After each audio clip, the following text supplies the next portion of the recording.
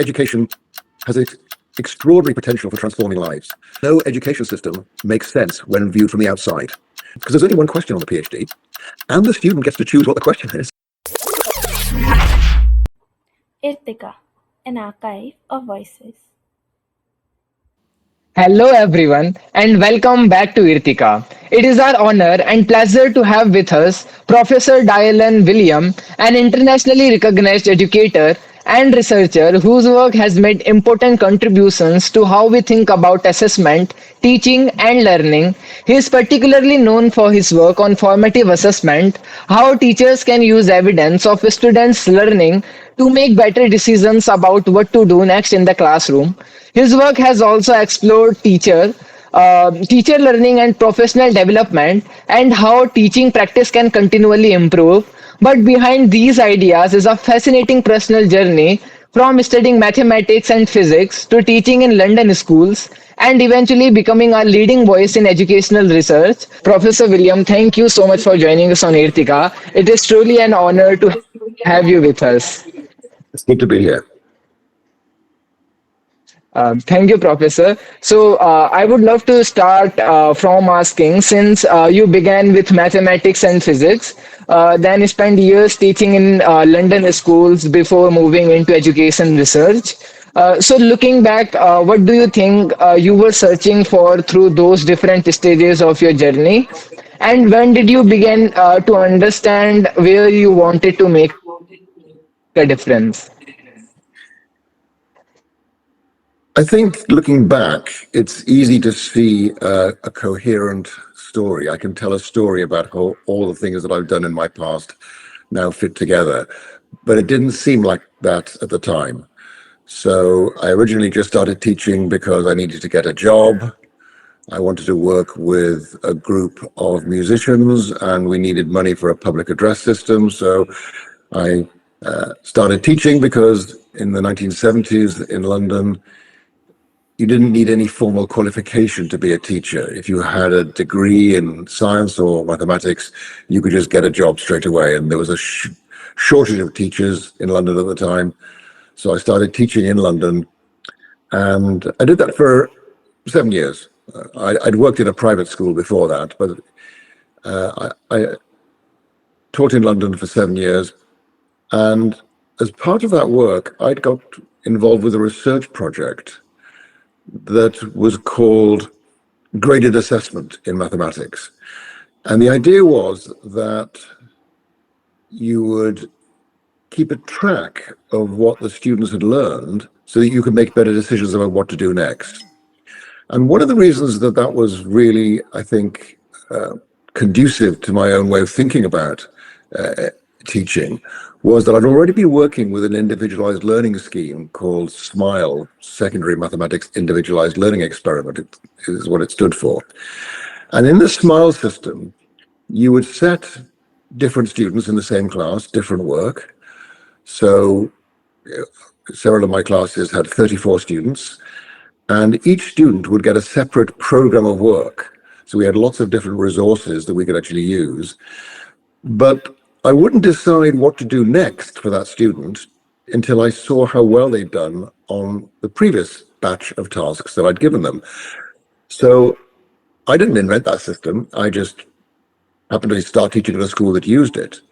But looking back, it seems that that was a really important moment in my thinking about education, because a key principle of this approach was you don't decide what to do next until you see how the students have learned on the last thing you gave them. The idea was that rather than being a linear process, we've spent 6 weeks on this, we're going to move on, we would actually find out. We would decide what the students needed next. And so the idea that evidence about student achievement would be used to decide what was next was in my teaching from a very early age. And as soon as you get that idea, then it's very difficult to use any other kind of system, because you realize that if you don't know what your students have learned from your teaching, then you don't know what to do next. I then had an argument with the principal of my school about a promotion, and I was offered a job at Chelsea College. the next day. And it was just very tempting just to say yes to the job. So I left school teaching. I worked for 2 years as a research fellow, and then I got a permanent job. So I then started training teachers and did some research projects. I then spent 5 years as the Dean of the School of Education at King's College London, and then got drawn into university administration. I was assistant principal of King's College London for 2 years. And then I realized I had a choice to make in my life. I could either carry on going up through the university administration, maybe run a university, or I could do research for the rest of my life. And so I was quite interested to find out, did I want to do research for the rest of my life or not? So I was offered a job in America at the Educational Testing Service. And I thought that was a very good chance just to focus on research, no teaching, just research. And I would do that for a while. And I would either get research out of my blood, out of my system, fine, I've done enough of that, and go back to running universities, or I would decide I wanted to run university. I wanted to be a researcher for the rest of my life. And after 3 years in America at Educational Testing Service, I realized I always wanted to be a researcher. I never wanted to stop finding things out about how to improve education. And I think for me, education was the focus simply because it's a way of transforming people's lives. Education helps people transcend their backgrounds and provides opportunities. So I decided I wanted to be a researcher, somebody who helps teachers improve. But I also realized that I didn't do very well inside organizations because I kept on wanting to make sure things were run properly. So whenever I've been in an organization, I've always been drawn into leadership and management because I can't bear to see things badly organized. So I realized that if I wanted to do what I wanted to do, I couldn't do it in an organization. So 16 years ago, I actually left university life. And I joke that I left university life to focus on teaching and research. So for the last 16 years, I have been a self-financing academic. So I choose what to do. I give talks, people pay me for that, and I use that money to do what I want to do. So I don't have to ask anybody for permission or anything. I'm just self-financing, and I'm just carrying on finding out ways of helping teachers make their teaching more responsive to their students' needs. Okay, so like, was there a particular experience that changed the way you understand what education could be? Well, I have very clear ideas about what I think people should be learning. But about 10, 15 years ago, I realized that if I wanted to have an impact on education, I should stop trying to impose my agenda on other people because they face different challenges and they're working in systems that may not support particular kinds of approaches to education. So I thought that mathematics should involve a lot of problem solving. I liked teaching using investigative approaches. But I realized that many people don't want to do that. They don't think that's what mathematics is all about, or they're not in a system that allows them to do that. So about 15 years ago, I decided to change my focus and not tell teachers what to do, but to help them do what they wanted to do. So although I have my own views about education, I now don't talk about those very much because I don't think it's helpful. I think we need to be helping people solve the problems that they face in their local circumstances. So that's why now I focus on asking teachers, what do you want to do? What do you want to achieve? What do you want your students to learn? And then how can I help you achieve that more effectively? Okay, so thank you, sir. And one question that we have also been pondering about is that in the last few years, one thing that comes up very often is the role of AI in every field, but also in education. There are, when we think about it as students, there are opportunities to explore ideas and learn more independently, especially from those people who come from unprivileged backgrounds who don't have access to, paid tutoring and things like that. But I think there is also that side where it can make it very easy to outsource that thinking and effort that learning actually requires. So, according to your expertise, where should we draw that line? Into what aspects of AI should we actively incorporate into education, and what should we be careful that we should not outsource it? So I think that it's important that you use this term outsourcing. So I think there's a useful distinction to be made between cognitive outsourcing and cognitive offloading.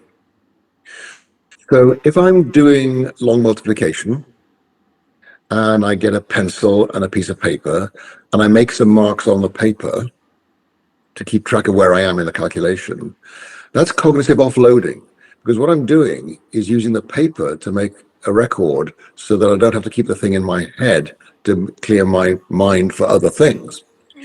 If I get a calculator to do the calculation, then that's cognitive outsourcing. And so here's the crucial distinction for me. If this is something that you want to get better at, you must use cognitive offloading. You must not use cognitive outsourcing. But if this is something you just want the desired result, then cognitive outsourcing is fine. So let me give you an example. I'm often asked, I often feel the need to write policies. People ask me about an assessment policy for a school. Now, I don't particularly want to get better at writing assessment policies. So I feel perfectly okay about asking AI to give me some ideas about an assessment policy, and I'll change them. I don't think I've ever used anything from AI without changing it. But because I don't want to get better at something, then it's okay to use the results produced by AI. So cognitive outsourcing is fine.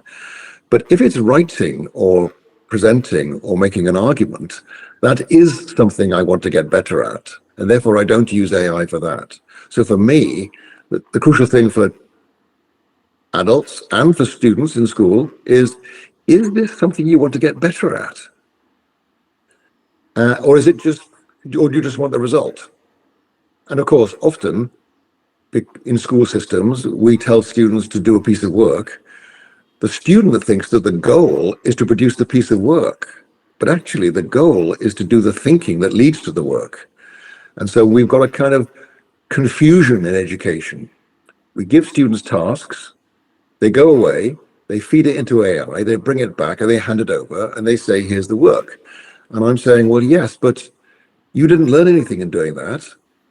So what was the point? And I think that we need to shift in education from valuing the work that the student produces. We need to shift away from that and towards value the thinking that led to the work. And in a way, this is the problem we've already solved. We solved it 500 years ago with a PhD. Now, the problem with a PhD is the student goes away and then 3 years later comes back with an 80,000 word thesis and hands it over, and the examiners have to decide, is this worth a PhD? And I think the PhD is interesting because there's only one question on the PhD, and the student gets to choose what the question is. All the examiners are allowed to do is to decide, did the student answer their question well? So yes, I examined a PhD last month. I read through the thesis. I was very happy that this was a contribution to original knowledge, which is the university's criterion for a PhD. But on the final examiner's form, I was asked another question. I had to sign, I have satisfied myself that this is genuinely the work of the candidate. So most of my questioning in the examination was not, what did you mean by this? Because the thesis was well written. Most of my questioning is, how can I convince myself that this is the work of the student? rather than being something that the supervisor has done or somebody else has done for them. And so we know how to fix this problem. We just have to talk to students. But of course, it's expensive. We do that for the PhD because it's one-to-one. But I think we're going to have to shift from assessing what's in the student's work, and we have to shift towards assessing what's in the student's head. And I think as long as we make that shift, we'll be okay. But the problem is that students in many education systems around the world think that what they have to do is to produce work to get a particular grade. And so the students get AI to do the work, they hand it in, and they expect a good grade. And of course, the problem is that although there are people producing AI detectors, these AI detectors are not very accurate. And so I think we can no longer trust work that the students bring in if we don't know how they completed that work. And even if we get 95% accuracy, what that means is that in a class of 20 students, for one student, that teacher will unjustly accuse them of cheating when they did not cheat. Most AI detectors are nowhere near 95% accuracy. But even if they get there, we'll still be, if we use these AI detectors, accusing one student in a class of 20 unjustly of cheating. And I don't think teachers want to do that. I just think it's just too big a risk in terms of the relationship between the student and the teacher. So I think we have to accept that we can't rely on AI detection. What we have to do is to talk to the students. Here's one glimmer of hope. We may be able to use AI to detect AI by giving the students an oral examination like the PhD, so that the student feeds their work into the software package, and then the AI asks students questions about the thing that they just handed in. And if the students can answer those questions well, I actually don't care whether the original piece was done by the AI or not, because now the student has learned it. So I think we are going to have to go back to what we actually had about 2,500 years ago.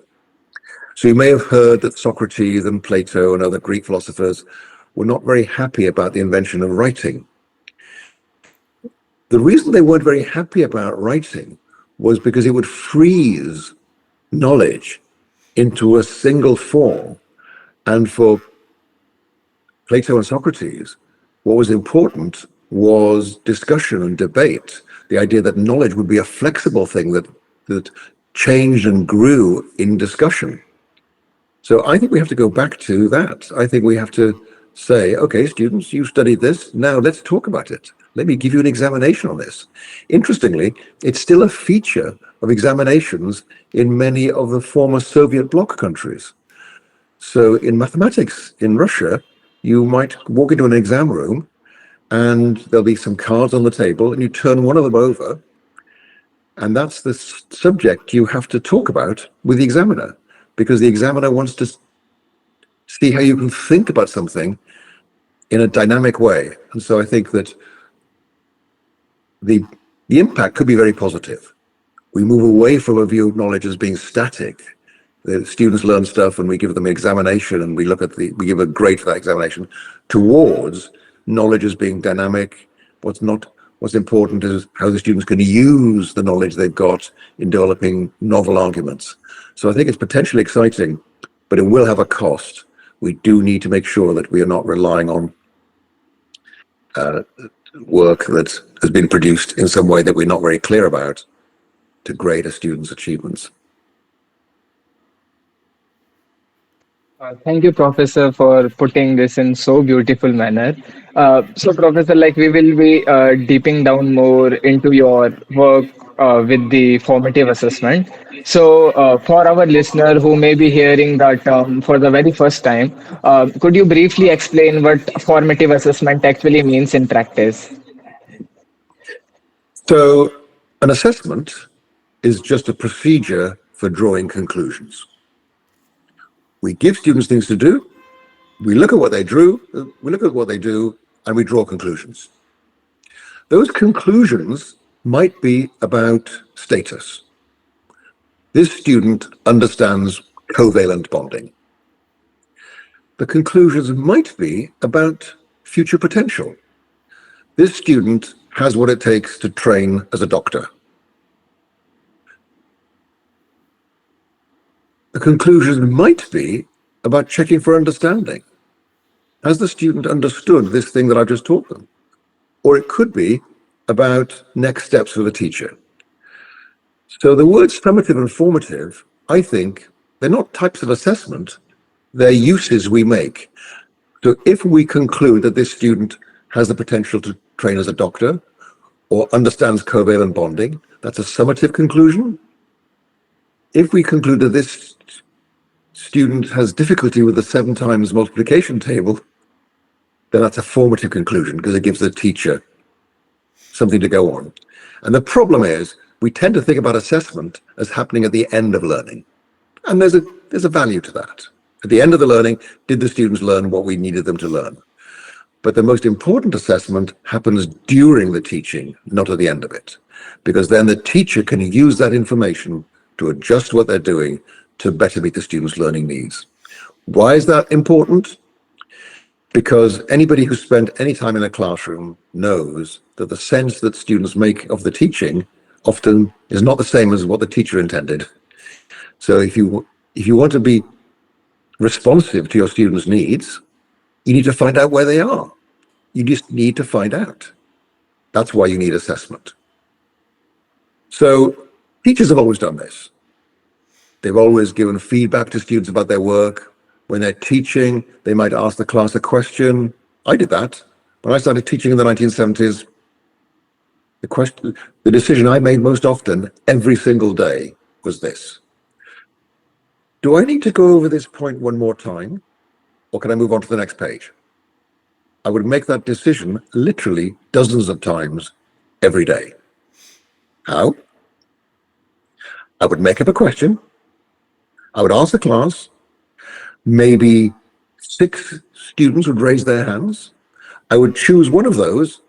And if that student gave me the correct answer, I would say, good, and move on. You will see that happening in classrooms all over the world. The teacher needs to check whether the class is ready to move on, asks a question, gets an answer from one of the most confident, high-achieving students in the class, and tries to use that to decide what to do next.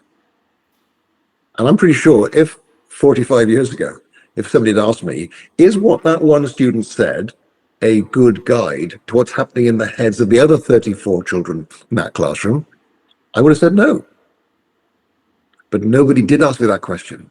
So for many years, I did what teachers around the world still do to this day, which is to make a decision about the learning needs of a diverse group of learners based on the responses of 1 or 2 confident individuals. And all I'm saying is, if you are a teacher and you want to make good decisions, you need evidence from all of the students in that group, not just the ones who find the learning easy.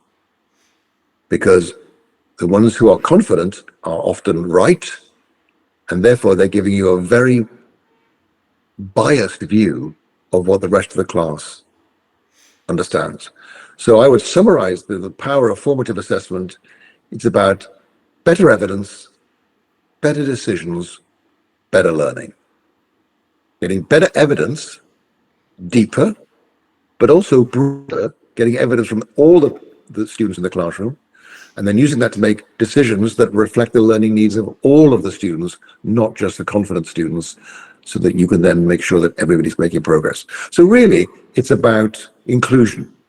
It's about saying to every member of the class, you matter, you belong, you are a full member of this learning community, and I need to hear from you to make decisions that reflect your learning needs. It's just as simple as that. Who matters in the classroom? Who counts? Who does the teacher listen to? And I'm saying it should be everybody, not just the ones who find learning easy. Okay, so like as student, like we are seeing like more school moving beyond traditional textbook based learning through project activities and experiences. Like, but sometimes there can be a gap between the intention behind these approaches, like how student actually experience them. Like an activity may be designed to make learning more meaningful, but if students don't understand its purpose or have like any say in the process, it can feel like just another task for them. So like from your experience, what can like school do to ensure like these approaches genuinely improve the learning of student, like rather than simply add more activities to the curriculum?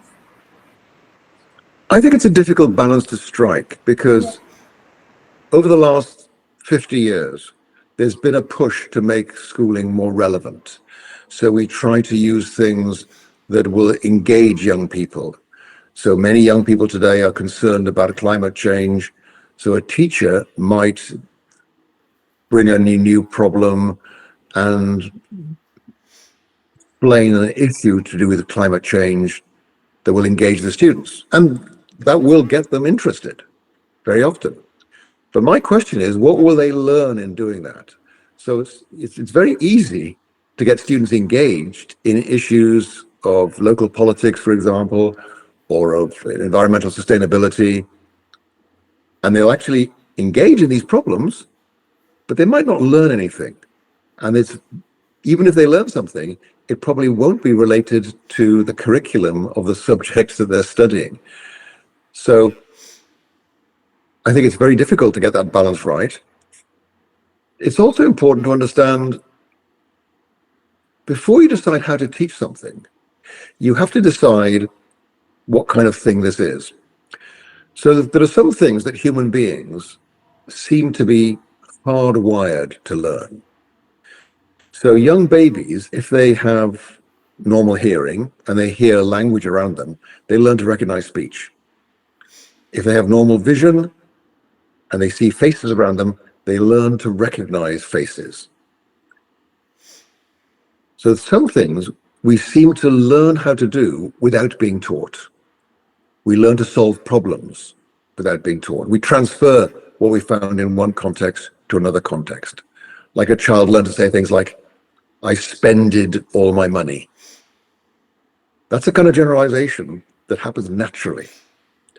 Other things we need students to learn, like mathematics, are not natural. They're not things we were wired to learn. And so for those things, for most students, they will learn it more quickly if they're introduced to that material step by step in a carefully judged sequence. So one of the problems we have is that people think that the best way to get students to learn to speak, for example, is to teach them to speak, and that doesn't work. Play is more important. Experimentation is more important. That's true even in secondary school in science. So I want students to be leaving school at 18 with the same curiosity they had when they arrived at the age of 5. And exploration can be very valuable for that. But we also have to understand that students often don't learn what it is that they were meant to learn. I was in a school the other day, and a teacher, this is 12 and 13-year-old students, and the teacher had set up these different stations around the laboratory. And so the idea was that the students would come and do an activity and they'd report their findings, and they'd move to the next activity. And one of these things was about energy transmission. So there's quite a nice piece of apparatus here. There was a Bunsen burner, and there were two metal screens with holes in them. And so the student was asked to line up the two holes in the screens and put their hand the other side. You got the Bunsen burner, screen, screen, hand. Can you feel the heat of the Bunsen burner? Yes. Okay. Move one of the screens 3 centimeters away. Can you feel the heat of the Bunsen burner now? No. So what did you learn? They had no idea. So this was designed to show that heat, radiative energy travels in straight lines. But the students completed the activity, but they had no idea what they meant to learn from it. And so often we get the engagement right, but the task isn't well enough designed to get the students to learn what they need to learn. So students are often very positive about this. Students like doing practical work in science laboratories. They often look forward to scientific sessions, but they're not learning anything, or not learning anything that's relevant to what they need to be learning. And so my question is, what's the main purpose of school? Is it childminding? Is it just looking after children so parents can go out to work? Or is it to make sure they become educated? And so that's a real tension. And sometimes you do need to do the stuff that's exciting and interesting because students have been so negatively affected by their previous experience that they don't think they can learn. So we need to make sure that students experience success. We need to make sure that they think of these activities as being enjoyable things to be doing. But we must also try to design them in a way that makes it very likely that the students learn the content we need them to learn. And so there's basically two ways that human beings learn anything. One is by copying other people, and the other is by figuring stuff out for yourself. And both of them work. If you figure stuff out for yourself, it will be pretty permanent. I remember when I was a young teacher, I had a problem that I'd been working on for weeks. And it was, which numbers can be expressed as the sum of two square numbers? So every number can be expressed as the sum of four square numbers, but some numbers can be expressed as the sum of two square numbers. And I worked on that weekends when I was a teacher. And I remember when I actually discovered the answer, and it's something I will never forget. When you discover things for yourselves, I think you actually have that forever. So I'm very happy to admit that if you discover things for yourself, that learning will be more permanent. But the fact is that many of our students don't have the time for that. It takes too long. So sometimes it's best to be shown it step by step and to copy somebody else to doing it. So there's a trade-off there, and I don't think there's a simple answer, but too often we mix these things up and we have students discovering things for themselves when it would be more efficient to actually just show them what to do. Okay, so as you're talking about doing things ourselves and how we learn differently from it. So there's this from our own experience what we have seen, like how project learning is there. There's also this new thing that when students have a say in what they learn and how they contribute to their school, their relationship with learning changes, and so therefore school should have some sort of structures where students can exercise their own agency. But there is also this contradiction that agency can also just become just another responsibility or burden if it is added on top of the already long list of things that students are already expected to do. So, how do you think schools can make student agency feel like they have a genuine voice and choice in their system rather than just another burden that is again placed on students? Well, this comes down to the philosophy of education. What do you think schooling is for? And I think 50 years ago, we could reasonably claim that we needed to make sure that the students knew everything they needed for the rest of their lives. So by the age of 18, we want to make sure that these students have the basic skills that they need. They may need to do some specialist training if they become a doctor or an accountant or a lawyer. But the idea is, by the age of 18, we've taught them everything they need to participate effectively in society. And I think that was a reasonable view 50 years ago. Now it's becoming clear it's impossible. Because now most of what students need for the rest of their lives hasn't been discovered or invented yet. So anybody who can't carry on learning after they leave school will be fundamentally disadvantaged. So I think student agency, or what you might call learning how to learn, it used to be a nice thing to have. Today, I think it's a survival skill. So yes, it is one more thing we have to get students to become good at, but I think it's essential. The other way to think about it is, yes, you can think of student agency as just one more thing we have to put on the syllabus. Here's one more thing you have to do. Or you can think of it not as an addition to the load, but as a vehicle. This student agency is how we help students become better at their own learning. And so, for example, my work on formative assessment places student agency at the heart of the process. Yes, the teacher needs to be clear about the learning intentions and to get the evidence and to provide feedback. But ultimately, what matters is that students take charge of their own learning. And so you can call this self-regulated learning or student agency. I call it activating students as owners of their own learning. But I think it's an important outcome of schooling because the future will belong to those who can carry on learning. The difficulty, of course, is that this takes time. And so the question is, how do you make it a priority? And so every system will have to figure out how we balance these competing priorities. But I'm now much more convinced than I used to be about the importance of student agency so that students become able to look after their own learning. And even with feedback, many teachers think that the purpose of feedback is to improve the work that the students handed in. You would get a better grade for this piece of work if you change the following things. But I think the major purpose of feedback is not to improve the work, it's to improve the learner. It is to help the learner do a better job at some point in the future on a similar task. So I think the major way to think about feedback is increasing student agency. How can I give them feedback that allows the student to take better control over their own learning? Because then they'll be able to use it in a whole range of different settings that we haven't envisaged yet. But yeah, I think there's a very important point in your question, Ananya, that it's just one more thing we expect schools to do. And so when we put something new in, we have to take something else out or do things in such a shallow way that they're useless. And that's why with Aaron Hamilton and John Hattie, I wrote a book called Making Room for Impact. The hardest thing in education is not putting new things in, it's taking the old ones out. What are you going to stop doing? So whenever I work with teachers, I say, so here's a new way of teaching. Would you like to get better at this? Yes. What are you going to stop doing?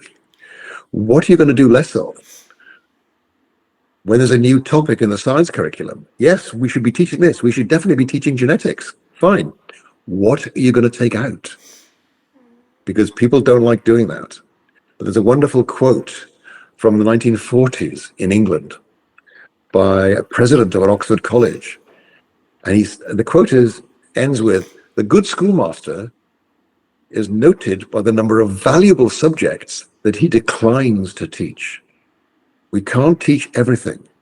We have to be selective, and we have to be very careful about making sure that we give time to do things properly and deeply, because otherwise it'll just be a checklist of things that we just skate over. Thank you so much, Professor, for sharing that.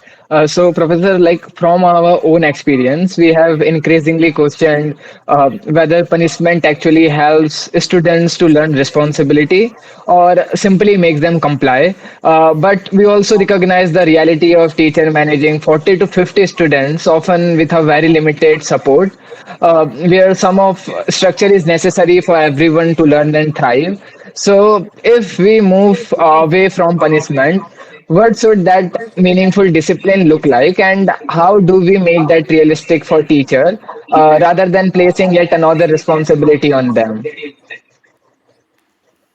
One of the things I've learned in looking at education around the world is that these answers have to be local.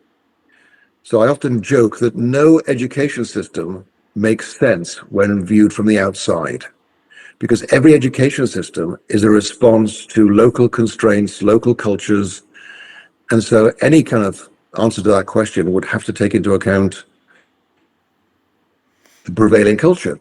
When I started teaching in the 1970s, it was quite common, this is in an all-boys school, it was quite common for teachers to use physical punishment, caning or slapping or even punching in some cases. And I didn't want to do that. And I remember in my first year of teaching, a 13-year-old boy said to me, "You will never be able to control this class because you don't hit us." And so I didn't want to hit the pupils, but I was going against the cultural norms. The students were expecting that good teachers would use physical punishment, and often their parents did. So it's very, so the parents would often tell me, it's fine, if my boy is behaving badly, give him a clip across the ear. So it's very difficult to come up with solutions if they run counter to prevailing cultural trends. So the answers are going to have to be different. But I think the crucial thing is, first of all, we need to make sure that the students understand that the teacher is not the judge and the jury. The idea is we share with the students the goals. And that's why examination systems are quite useful. So in America, the teacher gives the grades, but in India and in England and other countries, there's an examination board. So the teacher is actually the student's friend, because the teacher is trying to help the student beat the examination board. I'm not going to be with you in the exam. You're going to be on your own, but here's what we need to do to make sure that you get the best possible score on this mathematics exam, for example. So that's the first thing, is making sure that the teacher is the student's friend, and then getting the students to see that the reason I'm doing this is to help you do better.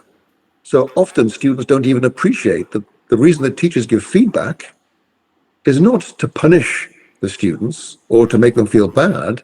It is to say, here's how I think you can get better. These are the things you need to do to have a high level of achievement in this subject. It's ultimately working on relationships. As you acknowledged, this is difficult in a class of 45 or 50, but it can be done. It's better in a class of 25 or even 15. But the idea is that the teacher should try to make their teaching responsive to the students' needs, make sure the students understand. And here's the good news. Everybody assumes that to teach well, you have to do one-to-one tuition. You have to have one teacher for each student. And of course, that's very, very positive. But I used to train teachers. And when I talk to my student teachers, I would say to them, teaching is interesting because students are so different. It's only possible because they're so similar. So a knowledgeable teacher, one with lots of experience, will know these are the things that students tend to find difficult. So they will actually make sure that their teaching is, they'll present in a way that anticipates the difficulties that students have. And they'll give them clear step-by-step instructions. And they'll make sure that students experience success, so that students leave the classroom. I can do things at the end of the lesson I couldn't do at the beginning of the lesson. And that's motivating. So many people think of motivation as being a kind of needle on a dial inside the child's head. Some children are motivated, some children are not motivated. And so we say that student succeeded because they are motivated, that student failed because they're not motivated. So in other words, the prevailing view is that motivation causes success or failure. But recent research has suggested that it goes both ways. Actually, motivation can cause achievement, but achievement causes motivation. When students are successful at things, they feel more positive about doing more of that thing. So one of the things that teachers can do is to make sure that students experience success. So we don't make them fail too much. Now, how much is too much? Well, it depends. We know that from computer design manufacturers, they get the balance of failure and success in a computer game very carefully adjusted to make the students fail enough to make the challenge worthwhile, but not fail too much so they give up. I suspect that the ratio of failure to success in a computer game is probably much worse than it is in a mathematics classroom, but I still think we need to actually say to students, this is worth your while. This is a challenging task. This is a meaty task. And the other thing you must do, I think, is make the task hard enough to be worthwhile. This is so when students make mistakes, when students get things wrong, one of the things I say to them is mistakes are evidence that the work I gave you is tough enough to make you smarter. If you're not struggling, if you're not making mistakes, I apologize. I'm not giving you work that's going to make you smarter. And people kind of get this about physical fitness. Most people realize that if you lift weights that are not difficult for you to lift, you will not get stronger. And in the same way, if you tackle mathematics problems that are not difficult for you to tackle, then you won't get smarter. So the idea is to just communicate to students that this is hard because I care about you. This is hard enough to make you better. And every student athlete gets this for sport. Every student athlete, anybody who's serious about cricket, wants their coach to give them a hard time, to push them to be as good as they can be. And we need them to see exactly the same thing is true for mathematics and science. That basically by practicing, you're getting better in the same way that by practicing at cricket, you get better at cricket. There's no difference. So here's the important point. There's been a big debate about this thing called growth mindset, invented by Carol Dweck. Is it important? Well, I think it's important, but as a means to an end, not an end in itself. See, every child believes you can get better at bowling or batting by practicing. So they have a growth mindset for cricket. And I'm saying mathematics is just the same. By practicing mathematics, you'll get better at mathematics. And so, yes, some people find it easier than you. There's clearly some very natural cricket players. They just find it easy. There's also research that shows that the best batsmen have more densely packed rods and cones in their eyes, so they can see the ball more clearly. And if you don't have eyes like that, then you aren't going to be Sachin Tendulkar. But the point is, you can be better than you are right now by practicing, by working hard. And so that's the big idea here, is just getting every student to say, to understand, nothing changes where you are right now, but everything feeds into where you can be. So yes, you are where you are. What are we going to do about it? What's next? Let's move forward. And maintaining that balance between motivation and achievement so that students experience success and then think, yes, I can do this. And Carol Dweck's got some helpful phrases here. Things like the most powerful word for a teacher to use is yet. So when a child says, I can't do this yet. And even with young children, I say to them, remember how hard it was to tie your shoelaces when you couldn't tie your shoelaces, and how easy it is to do it now you've learned how to do it. And every school subject is like that. Everything is hard before it's easy. And just getting students to believe that. Okay, so like we often talk about teacher as a person who can bring meaningful changes to us, like a student life and with their learning experience. But teacher themselves are, working within a large framework of curriculum, examination, time constraint, and institution expectation. And like from your experience, what does an education system need to do for the teacher? Like not just to introduce new teaching method, like but to give them the confidence, the autonomy, and the support to make thoughtful decision about how their students are going to learn. Well, obviously, there's different answers to that at different levels of the system. So you can have national policies, then you can have state policies and more local policies. And then the principal in the school will have priorities for the school. And each teacher also needs to have ways of advancing their own professional practice. So I would say the first thing is, and this is probably need at least at a state level, if not a national level, I think we need a clear agreement about what people need to know to teach effectively. So over the last 50 years, there's been very much a kind of feeling that teachers should figure out their own personal style of teaching, that we shouldn't tell teachers how to teach. We should just help them discover their own personal style. And I think that's wrong. I think that we should actually give them a framework, and then once you've mastered the framework, you can then begin to find your own style as a teacher. So you look at people like Picasso or Mondrian, those painters, they learned to paint properly before they learned to see the world in a different way. And in the same way, I think we should begin by training teachers in a way that gives them those survival skills, those basic craft skills that I think everybody needs to manage the learning of a large group of children or teenagers.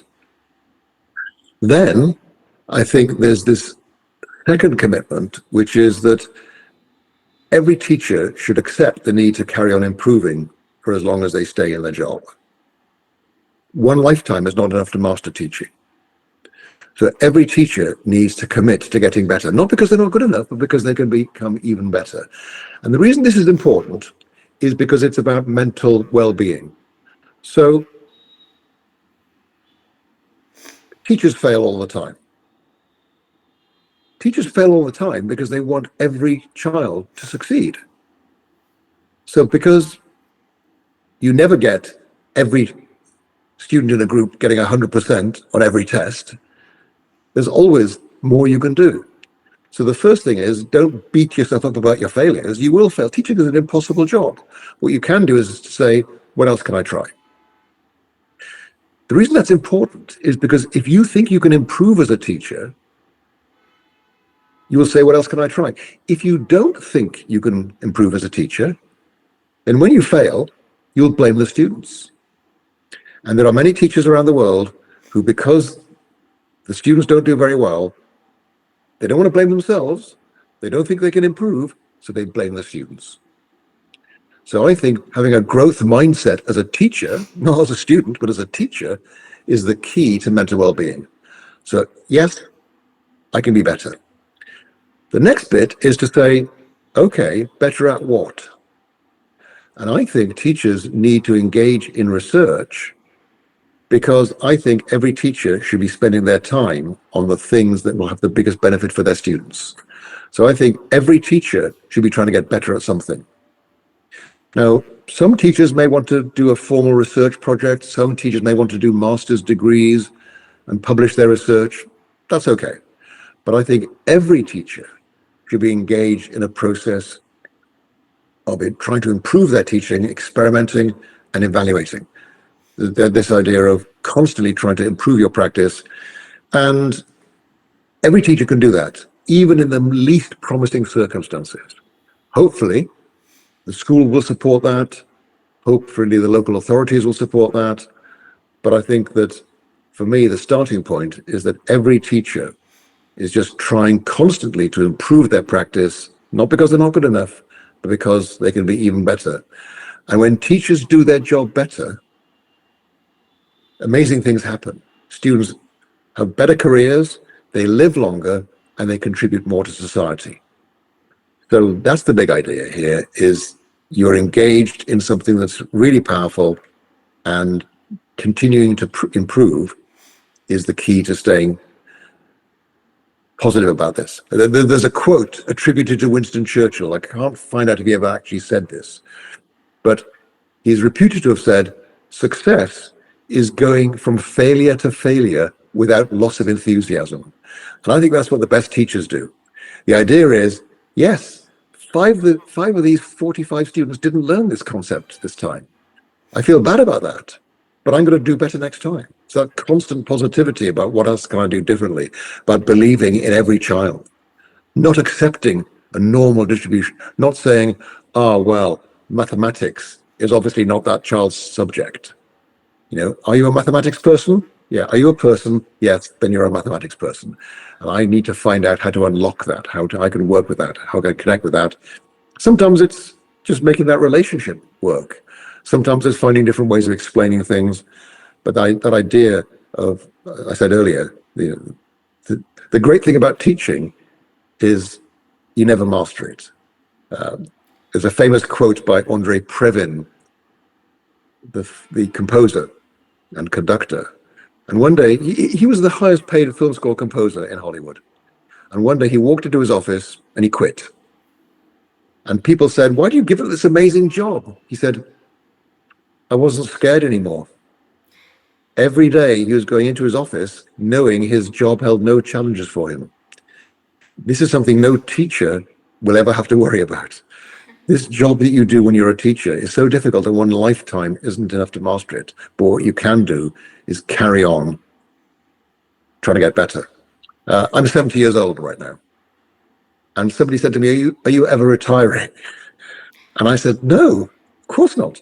I'm just beginning to figure this stuff out. I'm still working on how to do this job better because it's such an interesting challenge. It's such a difficult challenge, but it's also such a worthwhile challenge. Okay.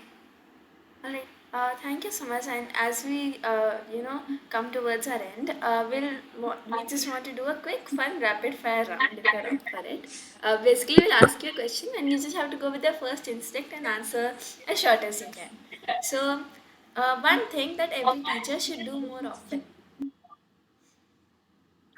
Make time for themselves to reflect on their practice. Find time to think because most of the time, teachers don't have time to think. Okay. So, what is your one favorite memory from your school time that you often look back on? I think the most important one, it happened over quite a long time.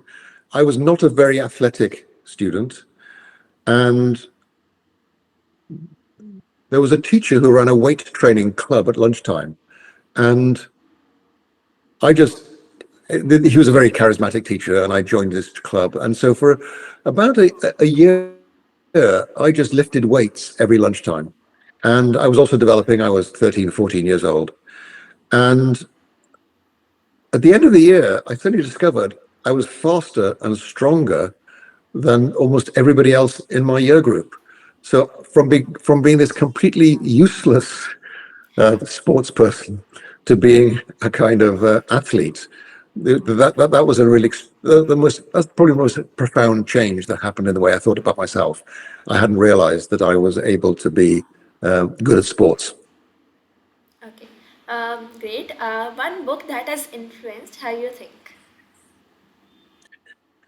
Okay, so there's a book by Ken Robinson, and I'm not a big fan of Ken Robinson's work because I think he gets creativity wrong.